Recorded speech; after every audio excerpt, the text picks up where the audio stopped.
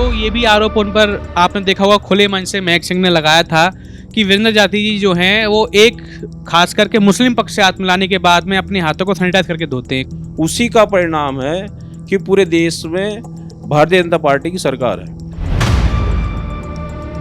तो इस बार क्या लग रहा है कि वीरेंद्र जाति जी को टक्कर दे पाएगी भाजपा? इस बार जबरेड़ा में कमल का फूल खिल रहा है। तो लोगों ने एक बात का जिक्र ये भी किया कि जो वीरेंद्र जाति हैं उनकी जो विधायकी है वो मंगलौर से चलती है। ऐसा लोग तमाम तरह के आरोप लगा रहे हैं कि वो लोगों को जो दिखाई देता है वही लोग बोलते हैं।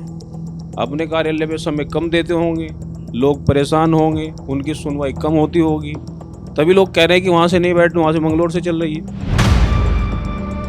अभी बड़े उत्तराखंड जो है एक सबसे बड़ी धर्म नगरी है। जब हम देखते हैं कि जो नेता हैं भाजपा के मंत्री हैं, ये जब उन्होंने कहा कि फ्लीट कम कर दो, काफिले कम कर दो, उसके बावजूद भी काफिले एक दिन वो नहीं जा रहे हैं, लेकिन उसके सामने आगे वो साइकिल पे चल रहे हैं, कभी ई रिक्शा में, कभी एक्टिवा पे, लेकिन आगे उनका कैमरामैन चल रहा है। विपक्ष आरोप लगाता है कि ये सब ड्रामेबाजी नौटंकी कर रहे हैं। अगर हमारे अंदर राष्ट्र भाव की भावना होती तो जो लोग विपक्ष के लोग हैं तो उनके अंदर ये सवाल आना भी नहीं चाहिए था।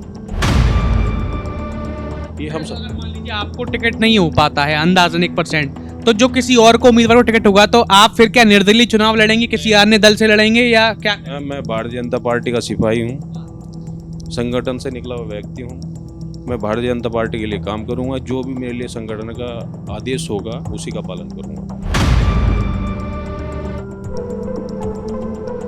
नमस्कार, मैं हूं ऋषभ शर्मा और आप देख रहे हैं द न्यूज ज्वाला नेटवर्क।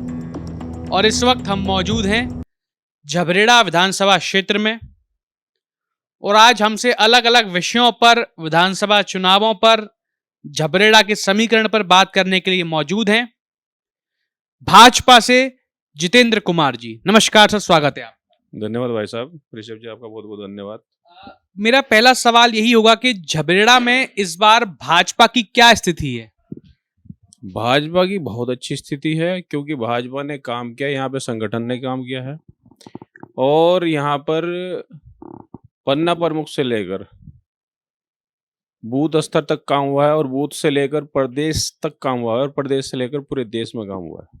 अच्छा, अगर मैं समझना चाहूं कि विधानसभा चुनाव 27 अब नजदीक है, तो झबरेड़ा में भाजपा की क्या स्थिति कितनी मजबूत है? क्योंकि एक तरफ जहां कांग्रेस के विधायक वीरेंद्र जाति वो लगातार कभी आंदोलन कर रहे हैं, कभी आपने देखो गन्ना डाल दिया, खेतों में गन्नों की बात कर रहे हैं विधानसभा सत्र के सामने, कभी मजदूरों के बीच पहुंच जाते हैं, तो जो उनकी सक्रियता चल रही है और पिछले चुनाव में भी लगातार आप देखेंगे कि भाजपा कुछ समीकरण कहीं ना कहीं जमा नहीं पाई, तो इस बार क्या लग रहा है कि वीरेंद्र जाति जी को टक्कर दे पाएगी भाजपा? इस बार झबरेड़ा में कमल का फूल खिल रहा है, ये 100% तय है। किस आधार पर खिलाएंगे आप? ये हम अपने काम के आधार पर खिलाएंगे और मैं कहता हूं कि यहाँ पर देखिए, ये दिखावा है। आप 4 साल पहले कहाँ रहे? किसानों के हित में आपने बात क्यों नहीं की? आपके पास मुद्दा था, आपके पास मील का एरिया 2 तो मील है आपके पास इकबाल पुलवाड़ा है और उत्तम शुगर मिल है। तो किसानों के हित से अगर आप शुरू से बात लेकर चलते, अब आप एक तरफ तो मुख्यमंत्री के साथ में चाय पीते हैं, तब उस बात की सराहना ले लेते हैं कि हम तो विधायक हैं, मुख्यमंत्री के साथ चाय भी ले सकते हैं। दूसरी तरफ ये कहते हैं, फिर कटास करते हैं कि नहीं, सरकार विपक्ष की है, नहीं हमारी सुनती नहीं है। तो ये थोड़ा दोहरा व्यवहार है उनका और उस व्यवहार में सुधार करना चाहिए। मुझे लगता है जो इस क्षेत्र के लोग उनसे चाहते थे उसमें वो असफल रहे, इसलिए यहाँ पर कमल का फूल खिल रहा है। अच्छा, जैसे कि अगर हम बात करें कि आजाद समाज पार्टी वो भी कहीं ना कहीं अपना दमखम दिखा रही है। महक सिंह, जब हम ग्राउंड रिपोर्ट्स करते हैं तो एक महक सिंह का भी नाम काफी जनता उभर कर लेकर आती है, तो क्या इस बार महक सिंह जो हैं वो भी कहीं ना कहीं कुछ समीकरण को बिगाड़ सकते हैं? क्योंकि एक तरफ कांग्रेस हो गई, बीजेपी है और बसपा भी थोड़ी बहुत जगह बनाती है, लेकिन इस बार आजाद समाज पार्टी जो है वो झबरेड़ा में काफी अच्छा एक सक्रियता दिखा पा रही है, तो क्या महक सिंह इस बार जो है कुछ समीकरण को बिगाड़ेंगे आपके साथ? मुझे लगता है कि जो भी चुनाव लड़ेगा, जो भी संगठन का आदेश होगा, जिसे भी आशीर्वाद के रूप में मिलेगा, मैं तो एक सेवक के रूप में कार्य कर रहा हूं, लेकिन मैं समझता हूं कि उससे आजाद समाज पार्टी के प्रत्याशी चाहे कोई भी हो, उससे कोई फर्क नहीं पड़ेगा।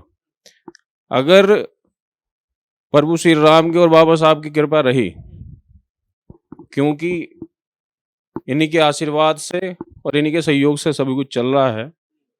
अगर बाई चांस मुझे आशीर्वाद मिलता है तो मैं मानता हूँ कि आज़ाद समाज पार्टी का 1% भी मेरे चुनाव पर फर्क नहीं पड़ेगा। सारा का सारा अगर आपको भाजपा की तरफ से मौका मिलता है, भाजपा की तरफ से अगर टिकट हो जाता है, तो झबरेड़ा की सीट क्या भाजपा की झोली में डालने का काम किया जाएगा? जी, ये उपहार के रूप में मिलेगी, ये 100% कमल का फूल खिलेगा। अच्छा, जैसे कि एक बात ये भी निकल कर आती है जब हम लोगों से बात करते हैं, लोगों ने एक बात का जिक्र ये भी किया कि जो वीरेंद्र जाति हैं, उनकी जो विधायकी है वो मंगलौर से चलती है। ऐसा लोग तमाम तरह के आरोप लगा रहे हैं, क्योंकि ज्यादातर जाति जी जो हैं वो मंगलौर में काजी निजामुद्दीन जी के पास ही दिखाई देते हैं, मंगलौर में बैठे मिलते हैं, तमाम उनके संग रहते हैं। विधानसभा क्षेत्र में इनकी सक्रियता इतनी नहीं दिखाई देती है। क्या ये वाकई सच है? मैं ये समझता हूँ कि ये उन्हें अपने विवेक से लोगों को बताना चाहिए और समझाना चाहिए, और मैं इस पे कमेंट नहीं करना चाहूँगा, क्योंकि मैं समझता हूँ कि वो लोगों को जो दिखाई देता है वही लोग बोलते हैं, तो उसमें मुझे बोलने की ज़रूरत नहीं है। अगर उनके विधायकी अपने कार्यालय से चल रही होती तो दिखाई देती, तभी लोग बोल रहे हैं कि वहाँ से चल रही है, क्योंकि कुछ ना कुछ लोगों ने देखा होगा। अपने कार्यालय पे समय कम देते होंगे, लोग परेशान होंगे, उनकी सुनवाई कम होती होगी, तभी लोग कह रहे हैं कि वहाँ से नहीं बैठ, वहाँ से मंगलौर से चल रही है। जैसे कि एक जो ये भी आरोप उन पर आपने देखा होगा खुले मन से महक सिंह ने लगाया था कि वीरेंद्र जाति जी जो हैं वो एक खास करके मुस्लिम पक्ष से हाथ मिलाने के बाद में अपने हाथों को सैनिटाइज करके धोते हैं। कहीं ना कहीं जो कांग्रेस का वोट बैंक है वो उससे कोई मतलब नहीं है, लेकिन जो बात उनने खुले मन से आरोप लगाया था। ऐसा मैं समझता नहीं है कि किसी की क्या मानसिकता हो सकती है। हमारा संगठन समरसता और समानता की बात करता है। हमें संगठन में सिखाया जाता है कि आपस में भाईचारा बना के रखें, सबसे पहले समरसता की बात करते हैं। और देखिए, हम कई तरह की बात करते हैं, कुटुंब प्रबोधन की बात करते हैं, हम परिवार की बात करते हैं, जो कि बहुत पुराने समय से आ रहा है। और आज के समय में जिस परिवार में कुटुंब प्रबोधन का यानी कि परिवार संयुक्त परिवार है, वहाँ का परिणाम भी कुछ हो रहा है। हम नागरिक कर्तव्यों की बात करते हैं, यानी कि व्यक्ति के नागरिक कर्तव्य क्या हैं। तीसरी बात, हम पर्यावरण की बात करते हैं, समानता, फिर मैं दोबारा रिपीट कर रहा हूँ, समानता की बात करते हैं, समरसता की बात करते हैं, उसके लिए विशेष से कार्यक्रम चलाते हैं। हम इन मुद्दों पर कार्य कर रहे हैं कि जिससे एक नए समाज की उत्पत्ति हो सके, और उसके लिए संगठन बहुत समय से काम कर रहा है। उसी का परिणाम है कि पूरे देश में भारतीय जनता पार्टी की सरकार है। अच्छा, जैसे कि अभी आपने देखा होगा प्रधानमंत्री मोदी जी ने 7 बिंदुओं का कहीं ना कहीं सभी लोगों से अपील करी कि सोना मत खरीदिए, पेट्रोल डीजल के काम मत कीजिए। तो क्या इस बात का प्रभाव उत्तराखंड पर भी पड़ेगा? उत्तराखंड जो है एक सबसे बड़ी धर्म नगरी है, साथ में देवभूमि के साथ में पर्यटन की बड़ी नगरी है। तो ये जो पेट्रोल की बात करी, डीजल की बात करी, तो क्या ये कोई संकट है? उसके बाद में जब हम देखते हैं कि जो नेता हैं, भाजपा के मंत्री हैं, ये जब उन्होंने कहा कि फ्लीट कम कर दो, काफिले कम कर दो, उसके बावजूद भी काफिले में एक दिन वो नहीं जा रहे हैं, लेकिन उसके सामने आगे वो साइकिल पे चल रहे हैं, कभी ई रिक्शा में, कभी एक्टिवा पे, लेकिन आगे उनका कैमरामैन चल रहा है। विपक्ष आरोप लगाता है कि ये सब ड्रामेबाजी, नौटंकी कर रहे हैं। तो क्या आप इस बात को मानते हैं? देखिए, मैं कह रहा हूँ, जैसे पुराने समय में परिवार में अगर कुछ समस्या आ जाती थी तो लोग, उसमें जो मुखिया था वो भी बोलता था, और ये कहने का काम करते थे कि कुछ बचा के रखो बुरे वक्त के लिए, चाहे बुरा वक्त हो भी ना हो। और ये बात सबसे ज्यादा इंडिया का सबसे ज्यादा जो वो है, हम जो खरीदे जो आयात लेते हैं, आयात निर्यात है, यानी कि आयात होता है, हम जो लेते हैं इंपोर्ट एक्सपोर्ट में, सबसे पहले पे आता है ऑयल का और दूसरे पे आता है सोने का। अब सोने के भाव आप देखिए आसमान छू रहे हैं। हमारे देश से बाहर पैसा जाएगा तो उससे दूसरे देश मजबूत होंगे। उन्होंने कहा कि कुछ समय के लिए, 1 साल के लिए कहा है, और ये युद्ध चल रहा है, लेकिन देश को महसूस नहीं होने दे रहे हैं। कितनी बड़ी उपलब्धि है ये। आप ये देखिए, विकसित देश जैसे देश प्रभावित हो चुके हैं। हम लोग इतनी बड़ी आबादी के, इतनी बड़ी जनसंख्या के लोग हैं, और सबसे बड़ी बात है कि अगर हमारे अंदर राष्ट्र भाव की भावना होती तो जो लोग विपक्ष के लोग हैं तो उनके अंदर ये सवाल आना भी नहीं चाहिए था। जैसे कि आपके जो पूर्व विधायक रहे हैं देशर कणवाल जी, उन्होंने से भी जब हम बातचीत करते तो उन्होंने इस बार भी जिक्र किया कि हो सकता है मेरी दावेदारी झबरेड़ा से भी हो। हो सकता है मेरी दावेदारी ज्वालापुर से भी हो सकता है मेरी दावेदारी भगवानपुर से भी हो। तो क्या लग रहा है कि क्या झबरेड़ा में वापसी करेंगे इस बार, वो उन्हें मौका मिलेगा?